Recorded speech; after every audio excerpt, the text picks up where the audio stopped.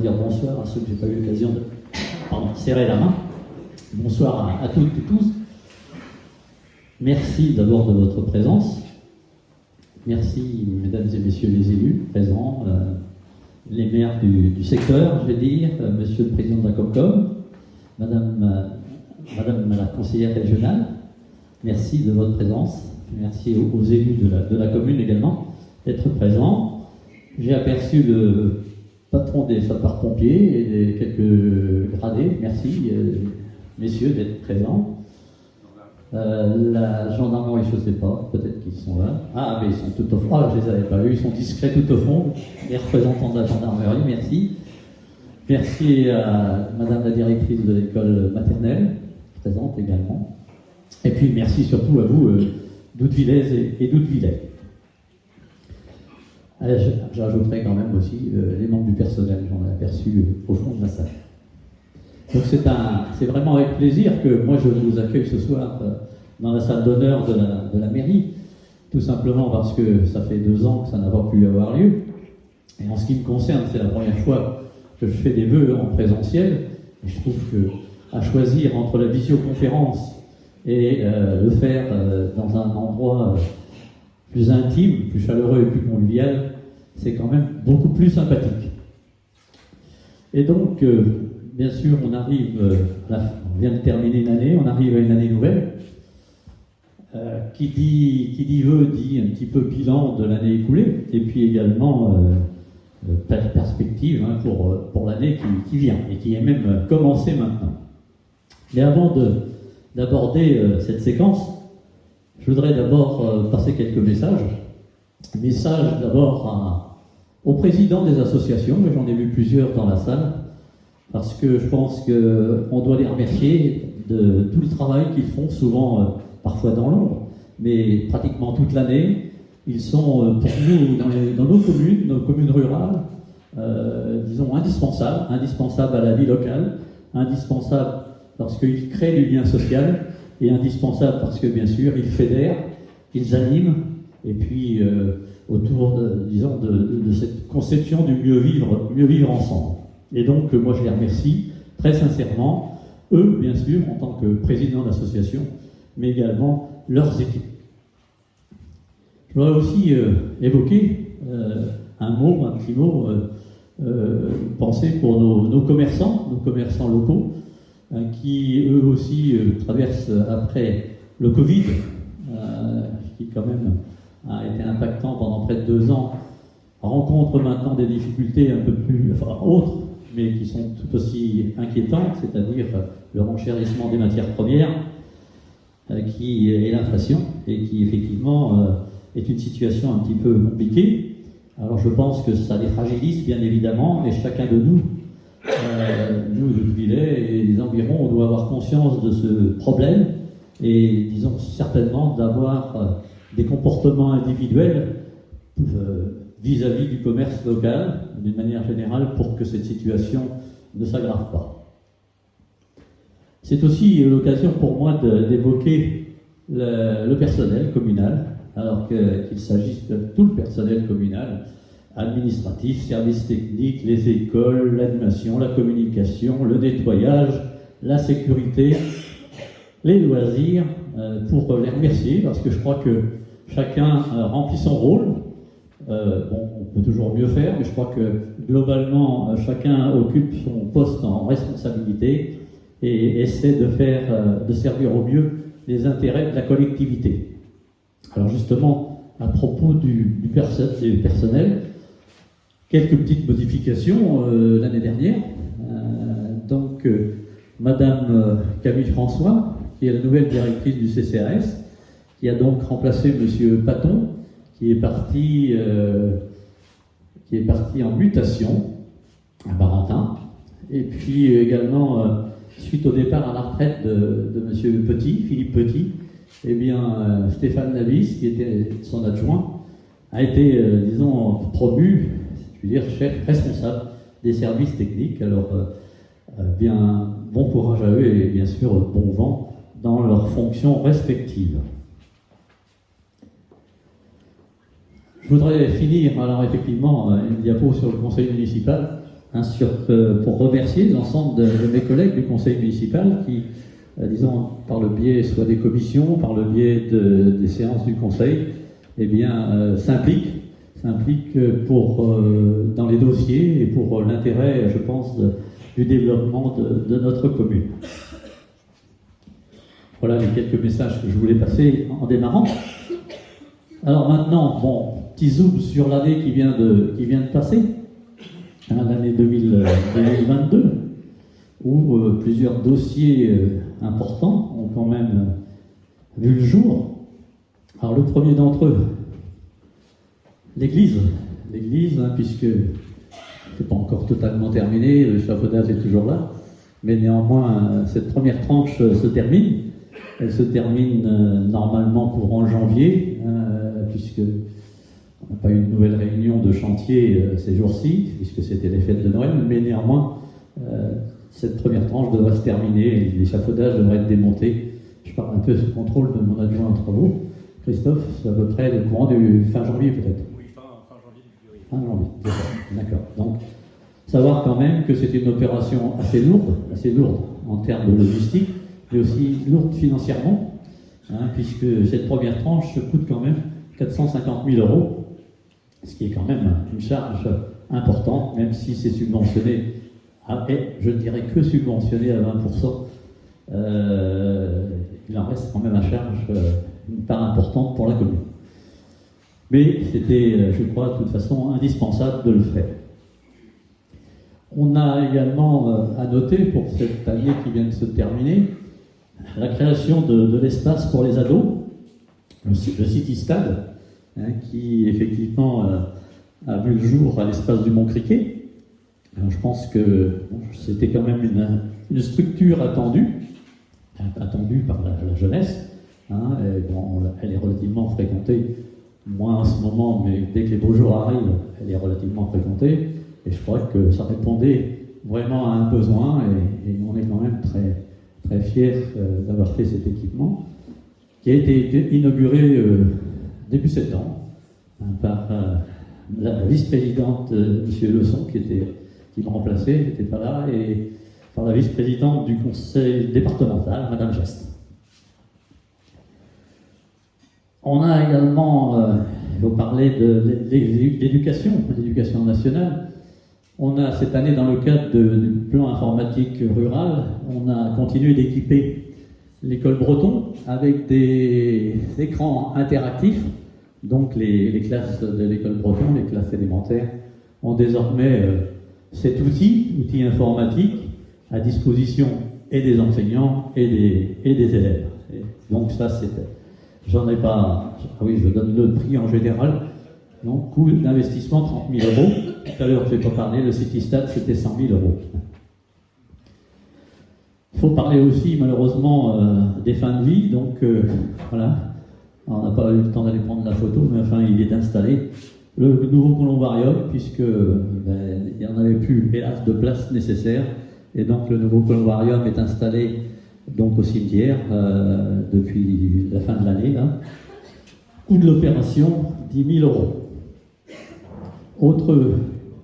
Autre chantier important, c'est l'enfouissement des réseaux électriques et téléphoniques sur Vautuit, rue du Fourneau. Bon, c'était une des rues les plus mal en point, je dirais, non seulement de Doudeville, mais des hameaux, et donc elle a été refaite, et on essaie d'en profiter, et c'est jamais très simple, de faire la cohérence des dossiers pour enfouir à la fois le réseau électrique et le réseau de téléphone. Donc d'ailleurs pour le téléphone, c'est en cours. Je crois qu'ils sont en train de passer les câbles en ce moment.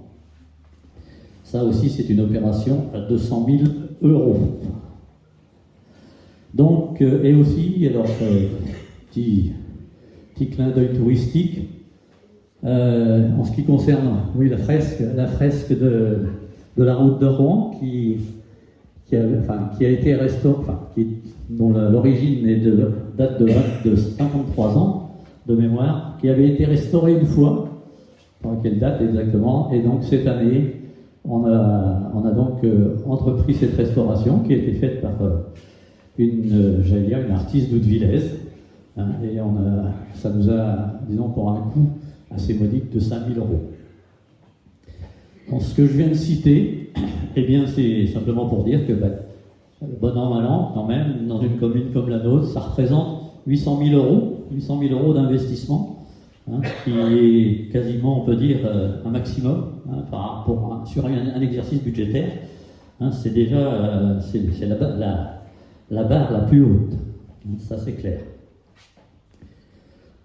Alors, des choses qu'il faut aussi signaler, c'est, bon, même si ça dépend du privé, du secteur privé, c'est la réalisation, la finalisation de la résidence senior, la Villa Iris, puisque c'est son nom officiel, qui est donc désormais ouverte à la location, et qui, à ma connaissance, je ne vois pas Sophie, mais je pense qu'elle est complète, non ?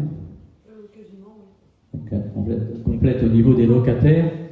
Bon, en ce qui concerne la maison de santé, un peu moins complète. Alors, si vous avez des réseaux, des tuyaux, des infos concernant des généralistes qui sont SDF, eh bien, on est preneur. Il y a encore au moins deux cases, comme on dit, 2 cases professionnelles à leur accorder. Même chose pour ce qui concerne Loré-du-Bois. Alors, Loré-du-Bois, c'est le lotissement qui est à côté du cimetière, à l'entrée de Deauville. Alors, qui a bien démarré, puisqu'il y a quand même à peu près 6 constructions, qui continue un peu moins bien, tout simplement parce que on a eu une décision préfectorale au début de l'année, dernière maintenant, en février, qui remet en cause nos permis de construire sur l'ensemble du bourg à cause des problèmes d'évacuation des eaux pluviales et d'assainissement. Et donc, pour l'instant, on en est toujours là. Situation un peu de blocage, malheureusement, avec la préfecture sur ce sujet-là. On aura d'ailleurs une nouvelle réunion, parce qu'il y en a déjà eu une au mois de juin dernier, maintenant, et cette fois-ci, il y a une nouvelle réunion fin janvier, le 24 janvier très précisément, pour refaire le point. Je suis pas j'espère qu'elle sera plus constructive, mais je suis quand même pas hyper optimiste, au vu d'un courrier que j'ai reçu la veille du 31 décembre, qui nous dit que pour l'instant, les travaux envisagés ne sont pas à la mesure des enjeux. Et donc, à voir. Mais ce qui est quand même un peu pénalisant, notamment, bien sûr, pour la fin des constructions de Loré-du-Bois, puisqu'il y a actuellement 3 constructions au moins, voire 4, qui sont interrompues par la force des choses. Savoir aussi que le maire fait la forte tête, je suis pas breton, pourtant je suis normand, voire cauchois, mais j'ai pas voulu céder aux injonctions du préfet et enlever mes permis de construire, et donc le préfet a mis la commune, bien sûr, devant le tribunal administratif. Donc affaire à suivre, mais on se défendra en essayant de faire valoir nos arguments. Alors, voilà un petit peu sur les projets managés par la commune. Et également, bien sûr, en 2022, la reprise de l'événementiel d'une manière générale. L'événementiel qui a retrouvé toute sa place, puisque tout ça avait été un peu suspendu. Et bien sûr, sous la houlette de Doudeville-en-Fête, de son président et de son équipe, qui sont toujours les fers de lance de l'animation, et qui, bien sûr, entre la fête du lin, le corso aussi, le village de Noël, eh bien, anime cette fête emblématique avec brio, puisque, une fois de plus, je l'ai déjà dit, mais je le redis et ça le mérite, c'est que on a vraiment affaire à une équipe exceptionnelle, je le dis, mais je le dis très sincèrement, tant dans l'implication que dans la réalisation des choses, par la créativité qu'ils démontrent, hein, et que je dis souvent, je l'avais dit à l'inauguration du village de Noël, cette équipe-là, elle n'a pas d'équivalent dans beaucoup de communes, d'une manière générale, même des communes plus importantes. Et cerise sur le gâteau, si je puis dire, il y a eu une distinction, certes honorifique, mais distinction quand même, au niveau de la Normandie, sur cette commune, sur notre commune, sur la commune de Doudeville, qui, selon un sondage qui a été réalisé au niveau de FR3, eh bien, s'est classée première en termes d'illumination devant des villes comme Rouen, Caen, Le Havre, j'en passe, et des meilleurs. Alors, vraiment, chapeau, et je crois que, très honnêtement, on peut les applaudir.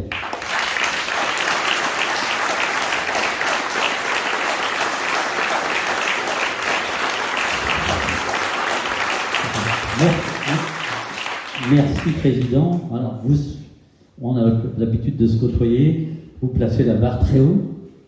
Alors, bien sûr, c'est toujours difficile, hein, c'est comme les athlètes, hein, il faut maintenir ce qu'on est capable de faire, mais compte tenu de l'équipe qui est autour de vous, Thibaut, j'en doute pas. Alors, au niveau de la commune aussi, bien sûr, les animations ont repris normalement, là aussi, tout était un peu en suspens. Au moment de Pâques, alors bien sûr l'installation des œufs sur la place, œufs décorés par l'école maternelle de mémoire, hein, donc les enfants qui réalisent ces belles décorations. Il y a eu bien sûr la fête des mères habituelle. On a repris la fête de la musique au mois de juin. Au mois de septembre, le forum des associations, qui effectivement permet aux Doudevillais d'une manière générale, qu'ils soient en plus anciens ou nouveaux, eh bien de connaître ce qui se fait sur le territoire et puis éventuellement d'inscrire les enfants à différentes activités.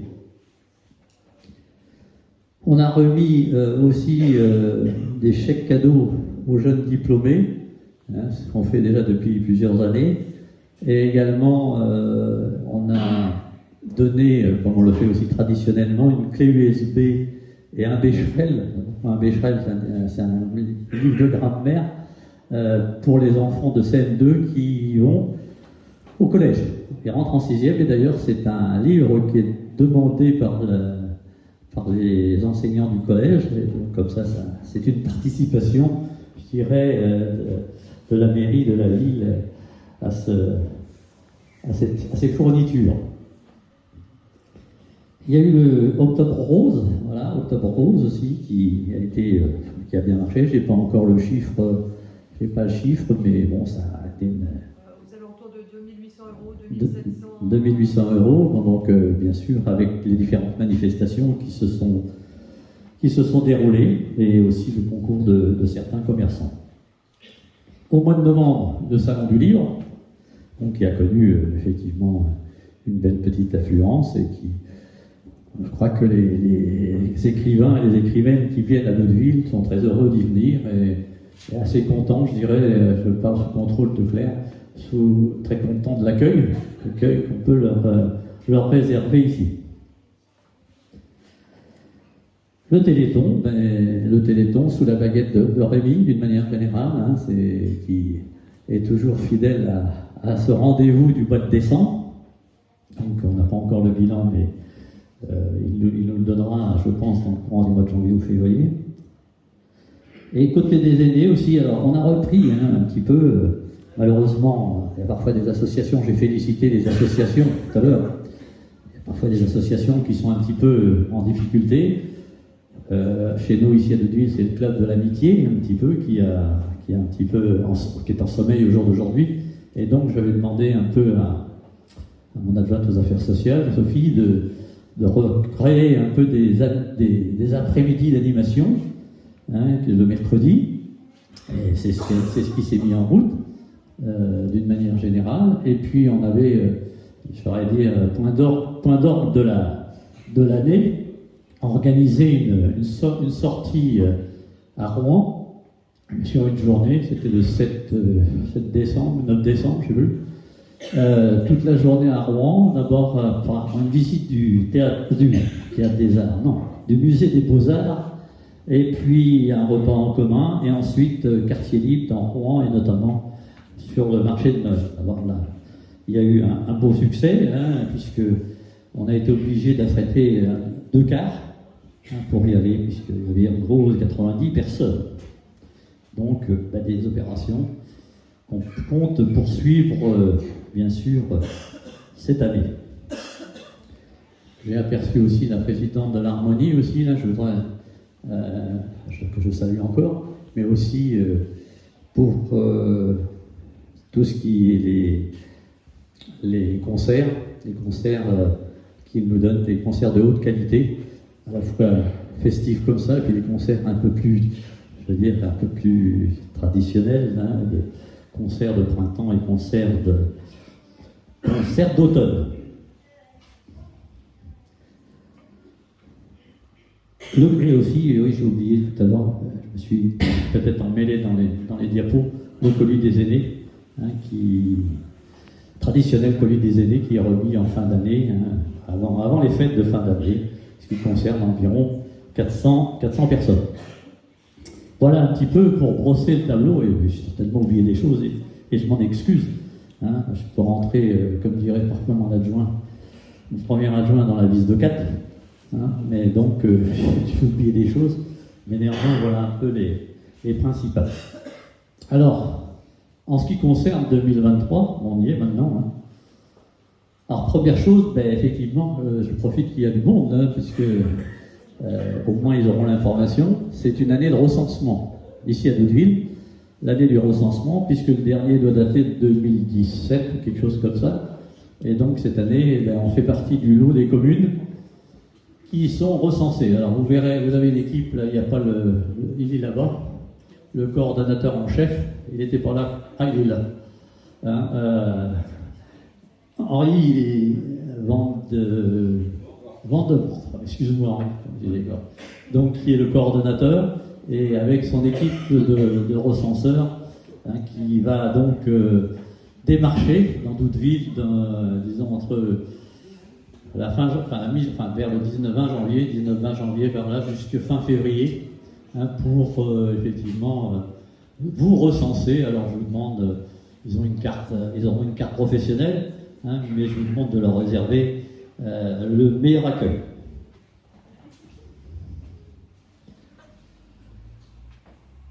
Alors, pour effectivement les projets de cette année. Alors, les projets de cette année, bon, comme l'indique cette diapo, tout n'est pas encore finalisé. La commission des travaux n'a pas encore statué sur un certain nombre de choses, et notamment sur ce qui relèvera des priorités. Mais néanmoins, on peut déjà penser qu'il y a des thématiques qui sont, je dirais, incontournables. Elles sont incontournables dans la mesure où, bien sûr, la réflexion de la voirie reste un casse-tête permanent. Une commune comme Doudeville, vous le savez certainement, puisque c'est redit à chaque édition de vœux, 32 km de voirie, et avec les hameaux et tout. Et donc, bien évidemment, il vaut mieux en faire un peu tous les ans, pour pas être, je dirais, pris au dépourvu, même si on l'est toujours d'ailleurs, puisque c'est vraiment un gros poste de dépense pour le budget. Il va y avoir également, sur notre vénérable école breton, enfin, parce que ça a été un peu long, mais tout arrive pour qui sait attendre, le remplacement des huisseries, de toute la partie qu'on voit d'ailleurs.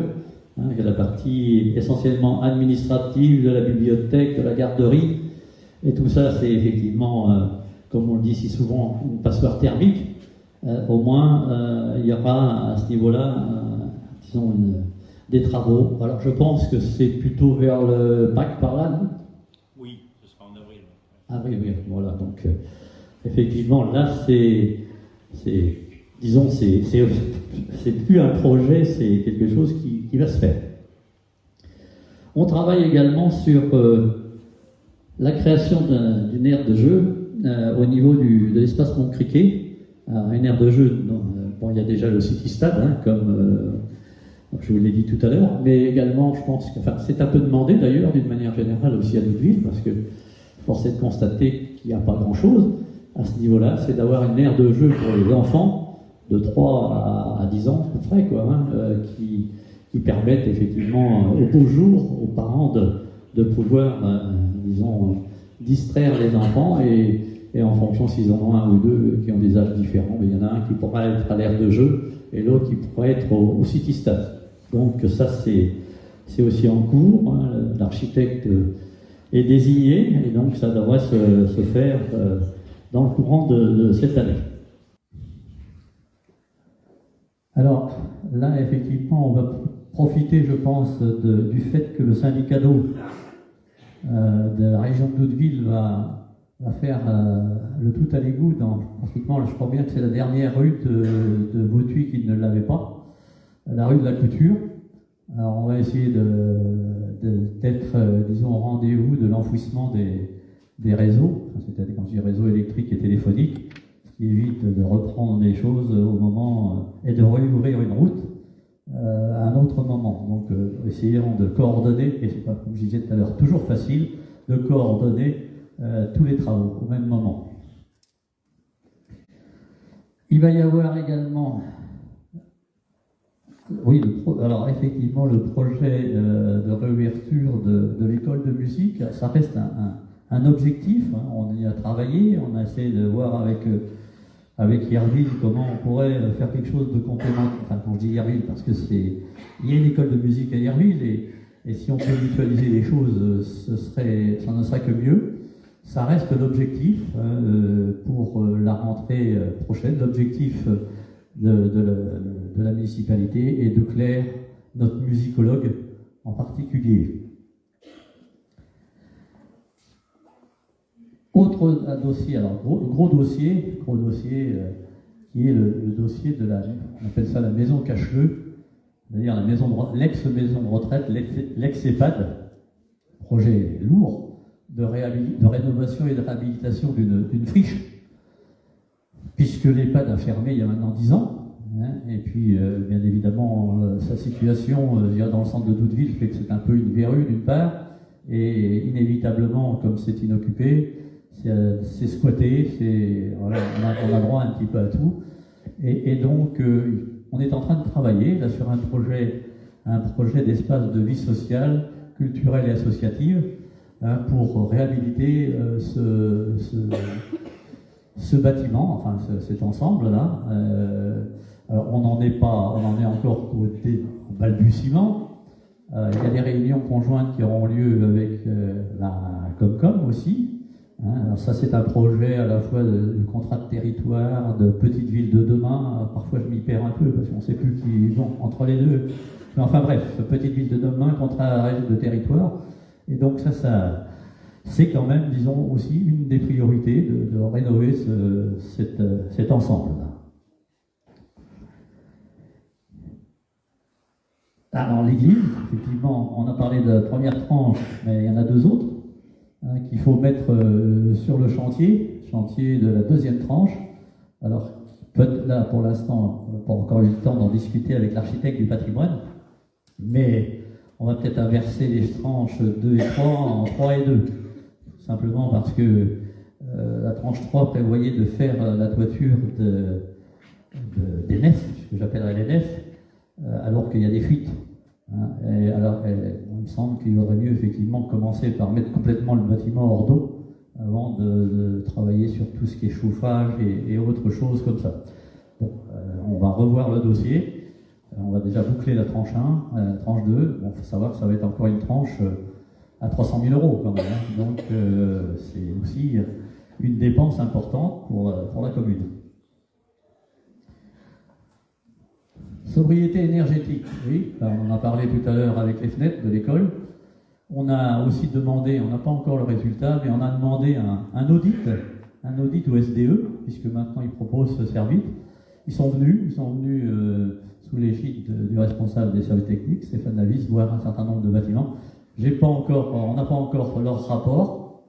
Bon, on verra ce qui peut être faisable à court terme, moyen terme et plus long terme. de toute façon, mais donc c'est en cours.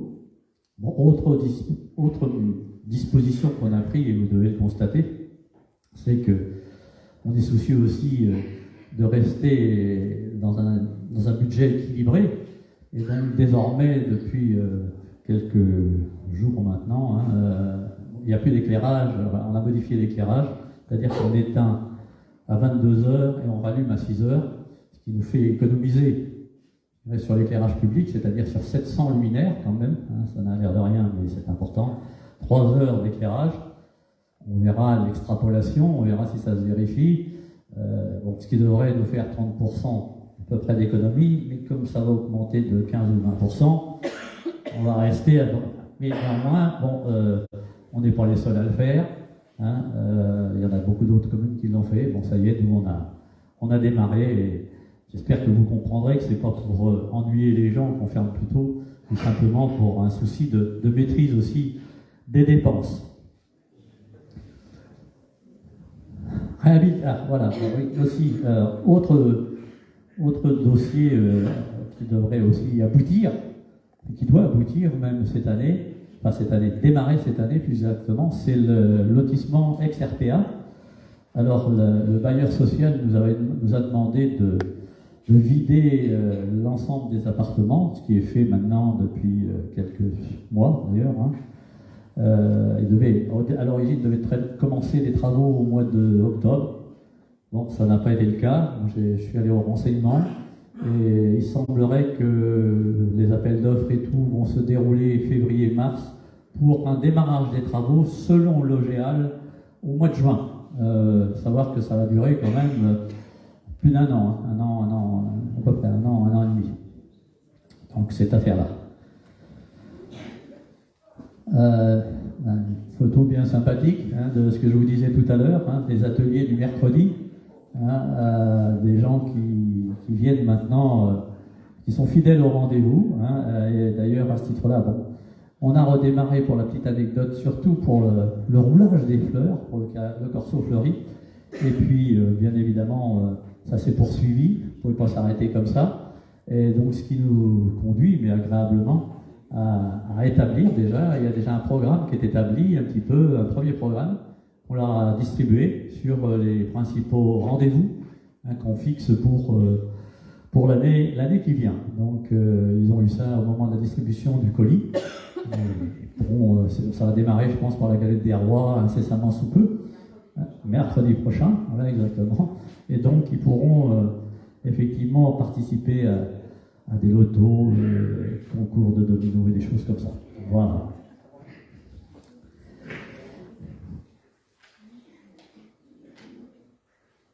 Voilà un petit peu ce que je souhaitais vous dire. Je ne pense pas que j'ai oublié quelque chose.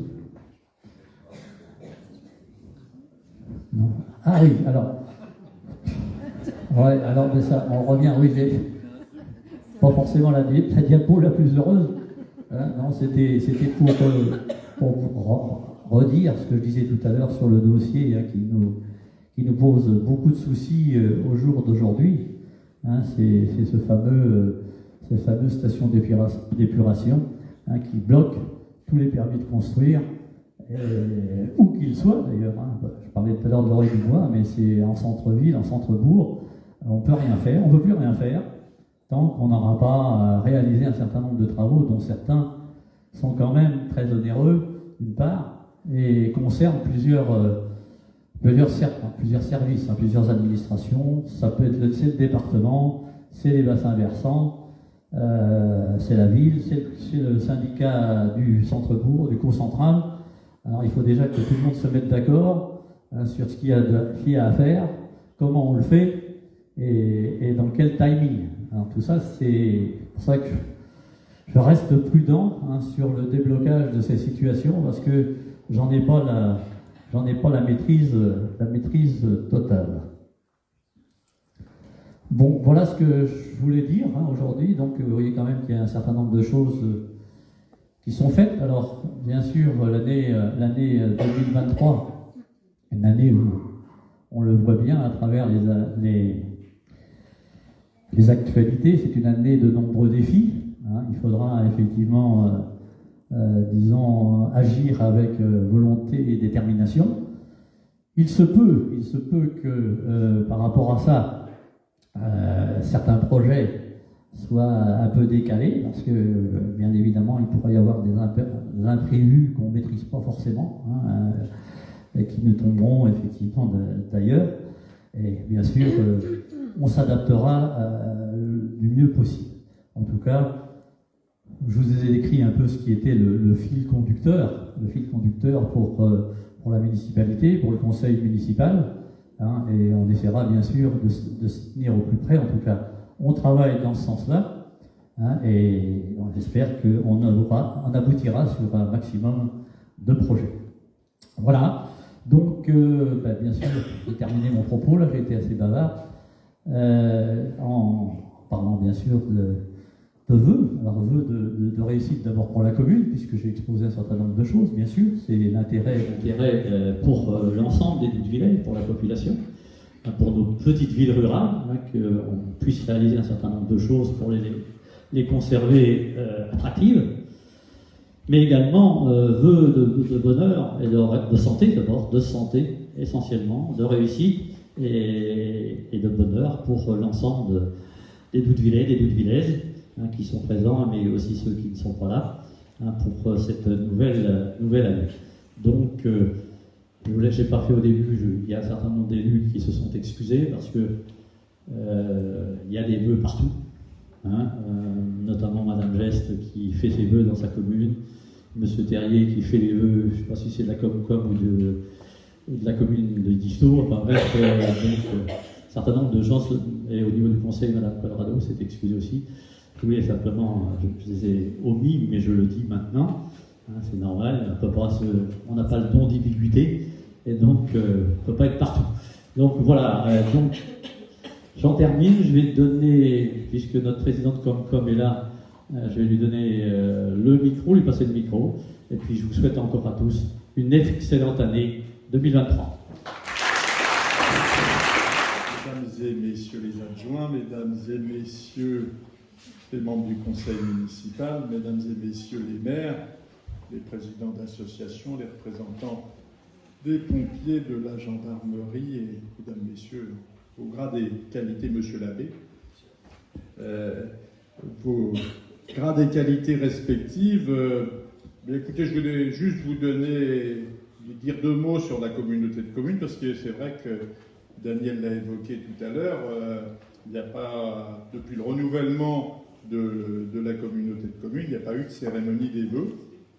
Alors juste vous redire, peut-être faire un petit rappel sur ce que fait la communauté de communes, et par cela partir sur les agents qui la composent.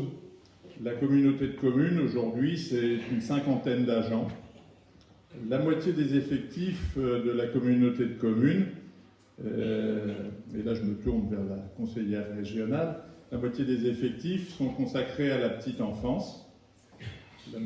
Ensuite, à peu près un quart des effectifs sont consacrés à l'exercice de la compétence environnement, c'est-à-dire la collecte de vos ordures ménagères, mais aussi les déchetteries, la collecte des points d'apport volontaires, et puis ensuite il y a toutes les dépenses liées au traitement de tous ces déchets. Et puis le reste, le dernier quart, eh bien c'est la maison France Service. Il y en a une à Yarville et il y en a une à Doudeville. En ce qui concerne celle de Doudeville, eh bien, nous aurons, et c'est Daniel qui suit ce dossier, des travaux sur la réhabilitation de l'ancienne direction des routes, qui est rue Cacheleux. Rue Guilletin, pardon. L'ancienne direction des routes, et donc nous aurons pour la fin de l'année de nouveaux locaux pour la maison France Service, qui seront plus vastes et qui nous permettront de développer, parce que c'est vrai que maintenant au sein de ces maisons France Service, l'État nous aide sur le financement de la maison France Service, sur une petite partie, mais de plus en plus les services publics quittant, et on peut le regretter, le milieu rural, on demande à la maison France Service de bien vouloir acquérir des compétences pour donner des conseils aux habitants, voire accueillir des permanences. Donc la Maison de France Service sur Doudeville sera développée l'année prochaine. Nous avons aussi un service tourisme. Nous nous occupons aussi avec ces effectifs de développement économique. Il y a un sujet aussi à Doudeville. La zone d'activité, le dernier terrain vient d'être vendu. Donc nous avons des difficultés pour trouver du foncier pour pouvoir encore faire du développement économique sur Doudeville. Nous nous occupons aussi au sein de la communauté de communes, évidemment de nos services administratifs, gestion des ressources humaines et de la comptabilité. Donc voilà ce qui compose cette équipe de 50 personnes. Nous avons, et Daniel l'a évoqué, aussi créé un poste de chef de projet pour Petite Ville de demain. Donc Doudeville et Yerville ont été labellisés pour pouvoir bénéficier de ce dispositif. Donc nous avons une aide financière pour financer ce poste, mais donc Amélie Courroyer travaille activement aussi bien auprès de Yerville que de Doudeville sur différents dossiers. Le futur de la maison Cache-le, et puis on travaille aussi, et Daniel l'a évoqué, on essaie d'apporter notre aide aussi sur tout ce qui est problématique médicale.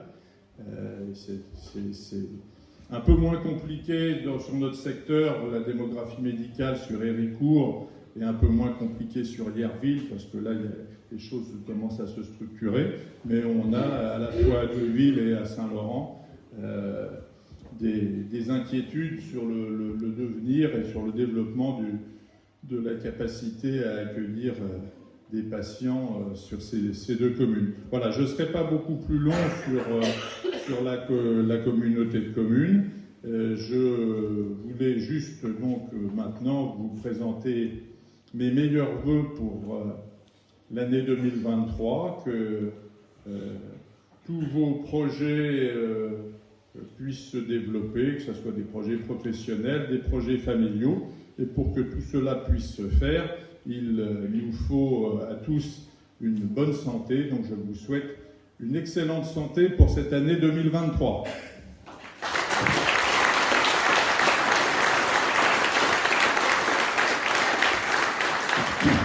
Profiter de la présence de notre conseillère régionale, et non moins, et également maire de Saint-Laurent, Agnès, qui veut nous dire quelques mots. J'ai deux micros, je crois qu'il y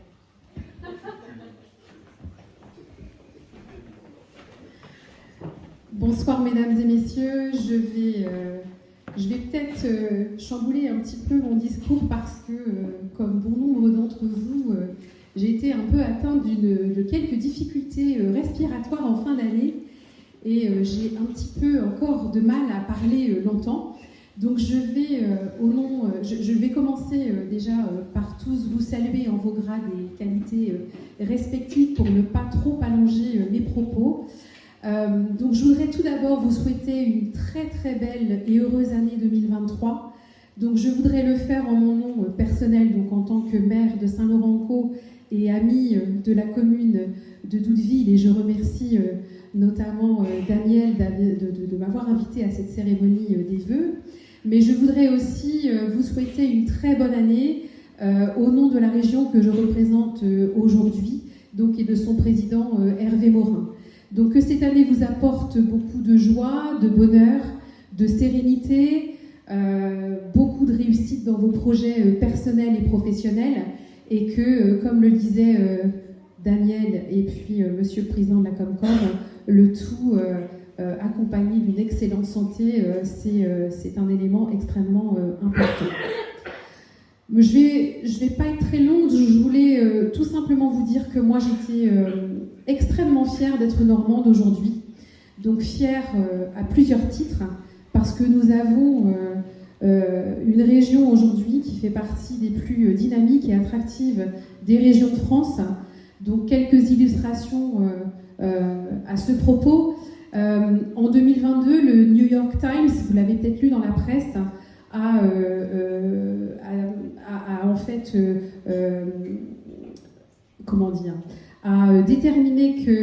a déterminé, en tout cas a dit que la Normandie était un des 50 lieux qui étaient à visiter dans le monde, ce qui n'est quand même pas rien. Donc c'est la première région de France qui a pu accéder à ce classement. Plus récemment, en novembre 2022, nous avons une cérémonie britannique au cours de laquelle il a été dit que la région Normandie était la région la plus séduisante d'Europe. Donc vous voyez à quel point la région devient attractive. Et dans un autre domaine, on peut constater que le nombre de demandeurs d'emploi en Normandie a le plus baissé. C'est dans cette région qu'il a le plus baissé par rapport aux autres régions françaises. Donc une région qui est quand même très dynamique. Et ça, c'est le fruit des politiques régionales qui sont mises en place depuis plusieurs années avec la majorité politique conduite en l'occurrence par Hervé Morin. Et je voudrais juste, moi, appuyer deux propos de Monsieur le maire et de Monsieur le président de la Comcom. Je ne vais pas vous exposer toutes les politiques régionales parce que je pense qu'on y passerait la soirée parce qu'il y en a quand même beaucoup. La région a beaucoup de compétences. Mais je voulais juste vous parler de la santé. Donc de deux sujets, la santé et les contrats de territoire. Donc la santé tout simplement parce que c'est une priorité régionale absolue. Vu l'état de santé aujourd'hui de notre pays, il est vraiment urgent d'agir. Il faut savoir que la région, en association avec l'Agence régionale de la santé de Normandie, a co-construit un plan régional d'investissement. Donc ce sont 200 millions d'euros qui vont être mis à disposition au niveau de la région et 255 millions au niveau de l'État qui vont être mis à disposition auprès des établissements de santé afin de pouvoir mener à bien des projets structurants qui permettront aux Normands d'accéder plus facilement aux soins, mais également de développer et d'accompagner toutes les innovations et la recherche, et également de pouvoir promouvoir tout ce qui est formation liée aux professions de la santé. Et le deuxième point que je voulais évoquer, qui est très important pour nos territoires ruraux, ce sont, Daniel l'a évoqué tout à l'heure, ce sont les contrats de territoire.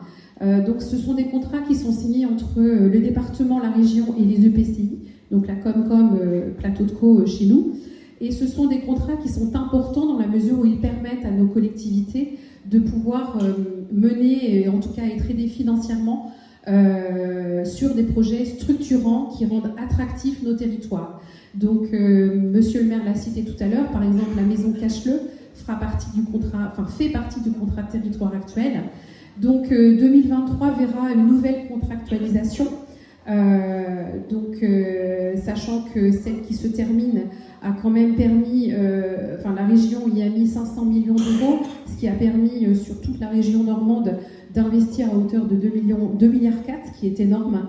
Et la priorité de ces contrats, c'est vraiment l'attractivité des territoires, de renforcer la centralité de certaines villes comme Doudeville, et aussi pour vous tous normands, de faciliter l'accès aux services de proximité. Donc voilà, je ne vais pas être plus longue. Je voulais juste, pour terminer mon propos, vous dire que la région, quelquefois, les dispositifs de la région semblent un petit peu lointains, mais je vous invite quand même à avoir la curiosité de vous rendre sur le site de la région Normandie pour aller voir tous les dispositifs qui sont à votre disposition.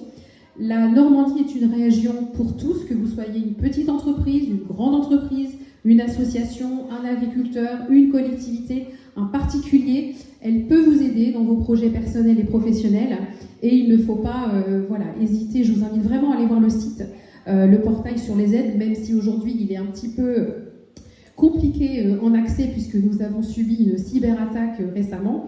Et je vous invite également à prendre contact avec moi si vous le souhaitez pour que je puisse vous aider dans vos recherches pour concrétiser vos projets professionnels et personnels. Voilà, encore une fois, tous mes meilleurs vœux 2023 et puis une très très belle année à vous. Merci.